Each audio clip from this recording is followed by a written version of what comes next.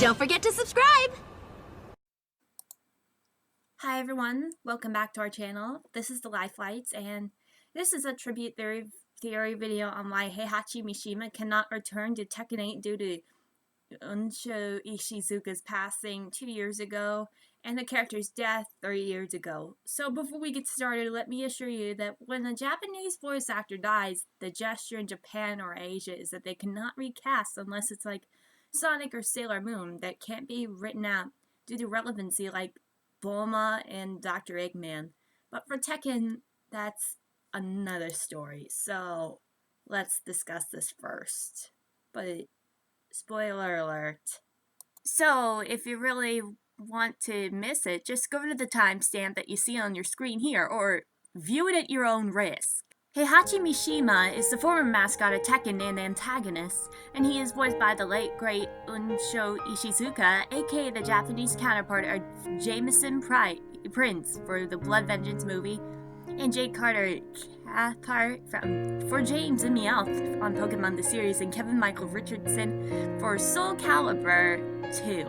And for the most part, after Ishizuka passed away, the Tekken franchise and producer Katsuhiro Harada and international producer, the official Bandai Namco Entertainment America and game designer Soul Calibur Michael Murray let out a tweet saying about Ishizuka's passing. Here is what Harada said, and I quote, "The voice actor Unsho Ishizuka of Heihachi Mishima has died. We have lost Heihachi's voice actor Gori Daisuke a few years ago, and we are losing Heihachi Mishima on the story of Tekken 7. It's sad."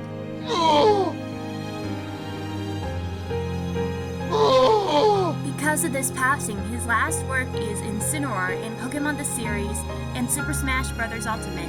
Mr. Sakurai also let out a tweet as well. And Matt also found out about something in Japan, about what happens when a voice actor in Japan passes on. As you may have noticed, I did some research on what we found out when the voices of Mermaid Man and Barnacle Boy, Ernest Borgnine and Tim Conway, passed away in 2012 and 2019.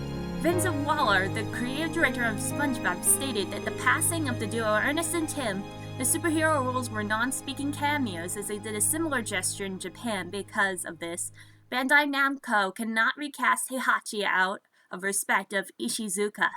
As this was a family request, they were planning on using recycled voice clips of the character, but they decided against it.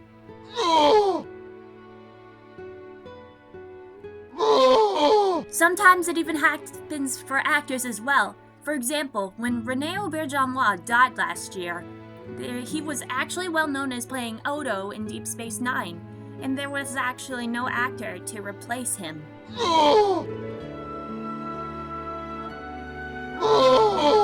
In a recent interview with Marvel Studios executive Victoria Alonso about Black Panther 2 on whether or not they were going to use a CGI double similar to the late Carrie Fisher for Star Wars Episode IX, when Princess Leia became CG, she stated, and I quote, "No, there is only one Chadwick, and he's no longer with us. Sadly, our king has died in real life, not only in fiction, and we're taking a little time to see how we continue the story and how to honor this chapter and of what has unexpectedly happened to us. So terrible and painful, to be honest," Alonso said. "Chadwick wasn't only a wonderful human being, but every day of the 5 years we spent together, but also I believe that what he did as a character evaluated us as a company and has left his moment in history."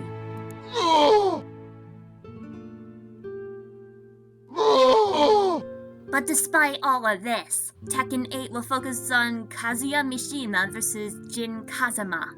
And because of it, with G-Corp and the world facing an invasion, Lars, Elisa, and Lee insist Jin on ending by the killing of his father. You might have noticed the teaser of that, as you have noticed before. Although Harada and Bandai Namco stated that the outcome of the fight of Kazuma and Akuma is unknown, but for now it is assumed that Kazuya defeated Akuma and went to recover in the hospital.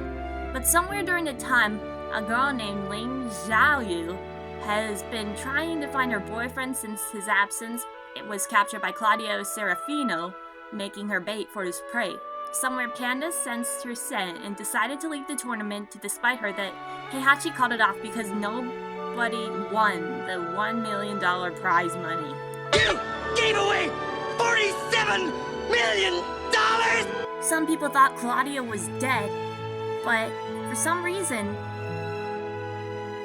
she's still alive and she's planning on to use her as bait to lure Jin. And as we know in Tekken 7, Kazuya started World War IV with G-Corp, and Jin is the only one to end the Mishima bloodline and his grandfather's last wish to bring peace to the whole world. But the bad news was everyone knew something happened during Jin's training. A Mexican individual named Miguel fought him and vowed revenge for his sister and justice for his family since the opening of Tekken 6. Until Jin is filled with hope, he will kill him until there is nothing left. However, Miguel is unaware that Jin has the Devil Gene, which means that if he kills Jin, he will transform into Devil Jin as a life support. But Jin has suffered a lot, the loss of his mom and the Devil Gene inside him. And Jin has a lot of rivals and close friends and a girlfriend, as well as Lars Hwoarang, Elisa Lee, and Ling Xiaoyu.